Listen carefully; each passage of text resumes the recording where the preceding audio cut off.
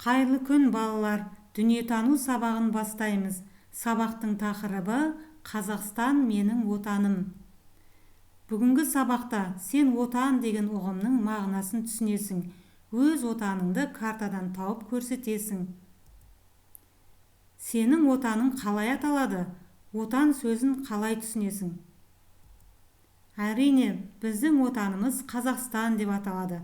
Қазақстанда биік-биік таулар, өзен мен көлдер, сонымен қатар Каспий теңізі, кең шалғай жерлер, далалы жерлер, ежелгі қалалар, басқа да көптеген қалалар бар. Таулы жерлер де өте көп. Яғни біздің отанымыз өзіміздің туып өскен жеріміз, айналамыздағы адамдар, досымыз, бауырымыз және ата-анамыз, осының барлығы біздің отанымыз, туған жеріміз болып саналады. Экрандағы картаға назар аударайық. Картаға қарап, Қазақстанның жерінің өте кең, байтақ екенін білуге болады. Сонымен қатар, Қазақстанда бізде ірі қалалар өте көп. Балалар, ақын Садықбек Хангелдин өз отаны туралы мынадай өлең жолдарын арнады. Қане бірге оқып тыңдайық. Ақын Садықбек Хангелдин. Бәрі менің өмірім сен сыйлаған.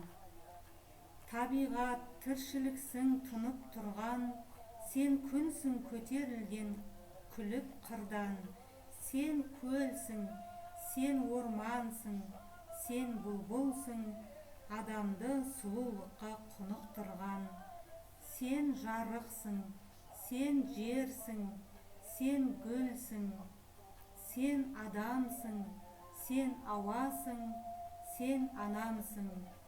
Бәрі менің өмірім сен сыйлаған, туған жерім, отаным, Қазақстан.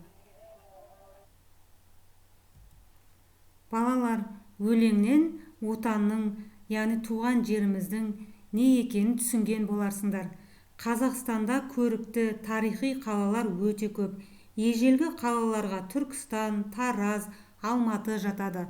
Мысалы, Түркістан қаласын алатын болсақ, ол 5-6 ғасырда іргетасы қаланған. Бұл қалада Қожа Ахмет Яссауи кесенесі бар. Себебі ол Сайрамда туып өсіп, Түркістан жерінде тұрған және сол жерде жерленген.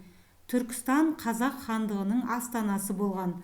Бұл жерде Қазыбек би, Абылай хан, Есім хан, Хақназар хан, Тәуке хан, Бөгенбай батыр, тағы басқалар жерленген. Ал Тараз қаласын алатын болсақ, Тараз қаласы бұрын Әулие Ата деп аталған. Тараз Ұлы Жібек жолының бойында орналасқан. Ол жерде Айша бибі, Қарахан кесенелері және орта ғасырлық монша орналасқан. Алматы қаласына қараймыз. Балалар, Алматы қаласы бұрын біздің астанамыз болған. Алматыда Есік қаласындағы Сақтар тайпасының жас көсемнің зираты табылған. Яғни алтын киімді сақ жауынгерінің мүрдесі осы Алматы облысы Есік қаласынан табылған. Біздің әсем қала Астана ол еліміздің бас қаласы болып саналады. Яғни біздің ел ордамыз ол Астана.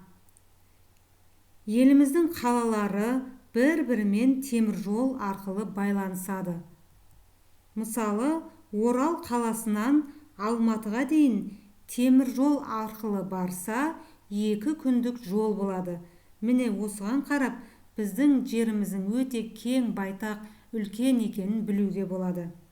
Яғни, біздің отанымыздың аумағы өте үлкен.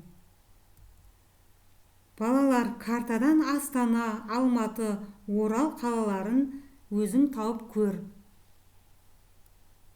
Міне мынау картада Астана қаласы. Ал Қазақстанның оңтүстік жағында Алматы қаласы орналасқан. Қазақстанның батыс жағында Орал қаласы орналасқан. Сонымен қатар қазіргі Түркістан облысы бұрын Оңтүстік Қазақстан облысы болып аталған. Міне ол жерде Шымкент қаласы бар.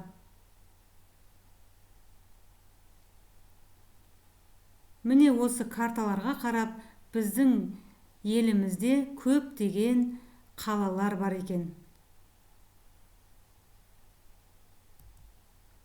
Балалар, бүгінгі сабақ сендерге түсінікті болды деп ойлаймын. Сау болыңдар балалар.